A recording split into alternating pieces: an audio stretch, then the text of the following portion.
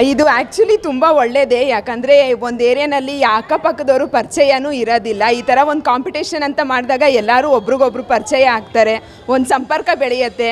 ನಮಗೂ ಈ ಶಾಸಕರ ಬಗ್ಗೆ ಇನ್ನೂ ಹೆಚ್ಚಾಗಿ ಗೊತ್ತಾಗುತ್ತೆ. ಈ ಥರ ಒಂದು ಸ್ಪರ್ಧೆ ಮಾಡಿರೋದು ನಮಗೆ ತುಂಬ ಖುಷಿ ಆಗ್ತಿದೆ ಸರ್. ದೇವರಾಜ್ ಅವರು ಕೂಡ ಇಲ್ಲಿ ಸಮರ್ಥವಾಗಿ ಕೆಲಸ ಮಾಡ್ತಿದ್ದಾರೆ, ಏನು ಹೇಳ್ತೀವಿ?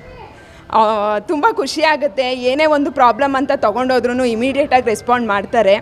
ಸೊ ಅದು ನಮಗೆ ಒಂಥರ ಏನೋ ಕಾನ್ಫಿಡೆನ್ಸ್ ಇರುತ್ತೆ. ನಮಗೇನೇ ಈ ಏರಿಯಾನಲ್ಲಿ ಏನೇ ಒಂದು ಇಂಪ್ರೂವ್ಮೆಂಟ್ ಆಗಬೇಕು ಅಂದರೂ ಅವ್ರನ್ನ ಹೋಗಿ ರೀಚ್ ಔಟ್ ಆಗೋದಕ್ಕೆ ತುಂಬ ಈಸಿ ಅನಿಸುತ್ತೆ ಸರ್. ಅಷ್ಟೊಂದೇನು ಡಿಫಿಕಲ್ಟ್ ಅಂತ ಫೀಲ್ ಆಗಲ್ಲ.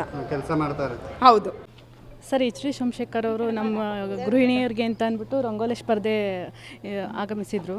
ಅದರಲ್ಲಿ ಎಲ್ಲರೂ ಪಾರ್ಟಿಸಿಪೇಟ್ ಮಾಡಿ ರಂಗೋಲಿಗಳು ಬರ್ಸಿದ್ದೀವಿ. ಇದೇ ಥರ ಎಲ್ಲ ಕಾರ್ಯಕ್ರಮಗಳು ಅವರು ಚೆನ್ನಾಗಿ ನಡೆಸ್ಕೊಂಡು ಕೊಡ್ತಾರೆ ಅಂತ ಅಂದ್ಬಿಟ್ಟು ನನ್ನ ಅಭಿಪ್ರಾಯ. ಎಲ್ಲ ಚೆನ್ನಾಗಿದೆ. ಇವರು ಪುಷ್ಪ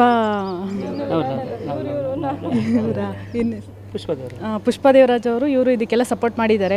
ಎಲ್ಲದಕ್ಕೂ ಒಳ್ಳೇದಾಗಲಿ ಅಂತ ಅಂದ್ಬಿಟ್ಟು ನನ್ನ ಕಡೆಯಿಂದ. ಹಿಂದೂ ಸಂಪ್ರದಾಯವನ್ನು ಉಳಿಸ್ತಕ್ಕಂಥ ಒಂದು ಪದ್ಧತಿ. ಹೌದು ಸರ್. ಇವಾಗ ಎಲ್ಲ ಫುಲ್ಲು ಏರಿಯಾನೇನು ಆಗದೇವನಹಳ್ಳಿ ಪೂರ್ತಿನೂ ಹಬ್ಬ ಸಂಭ್ರಮದಲ್ಲಿ ಅಳಗೊಂಡಿದೆ ಸರ್. ಇವಾಗ ಅದೇ ಖುಷಿ ಆಗ್ತಾ ಇದೆ. ರಂಗೋಲಿನ ಮರ್ತು ಬಿಡ್ತಾ ಇದ್ದಾರೆ. ಹೌದು ಸರ್, ಮರ್ತು ಬಿಡ್ತಾರೆ. ಎಲ್ಲರೂ ಅವ್ರ ಮನೆ ಮುಂದೆ ಚಿಕ್ಕದಾಗಿ ಬಿಟ್ಕೊಂತೀವಿ ಅಷ್ಟೇನೆ. ಈ ಥರ ಅವಕಾಶಗಳು ನಮಗೂ ಸಿಗಲ್ಲ. ಸಿಕ್ತಾಗ ಹಿಂಗೆ ಬಿಟ್ಟಿರೋದು ನಮ್ಗೆ ತುಂಬ ಖುಷಿ ಆಯ್ತಾ ಇದೆ. ಸೋಮಶೇಖರ್ ಗೌಡರು ಕೆಲಸ ಮಾಡೋರು ಮಾಡಿದ್ದಾರೆ ಸರ್, ತುಂಬ ಮಾಡಿದ್ದಾರೆ. ಒಳ್ಳೇದಾಗಿದೆ ಎಲ್ಲರಿಗೂ.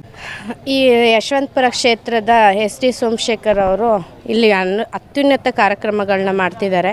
ಹಾಗೆ ಈಗ ಬಂದಿರೋ ಪುಷ್ಪ ದೇವರಾಜ್ ಅವರು ಕೂಡ ತುಂಬ ಒಳ್ಳೊಳ್ಳೆ ಕಾರ್ಯಕ್ರಮಗಳನ್ನ ಮಾಡಿಕೊಡ್ತಿದ್ದಾರೆ. ಈಗ ರಂಗೋಲಿ ಸ್ಪರ್ಧೆನ ಏರ್ಪಡಿಸಿದ್ದಾರೆ. ಅದು ಹಬ್ಬ ಹರಿದಿನಗಳಲ್ಲಿ ಮಾತ್ರ ಮಾಡ್ತಾಯಿದ್ವಿ.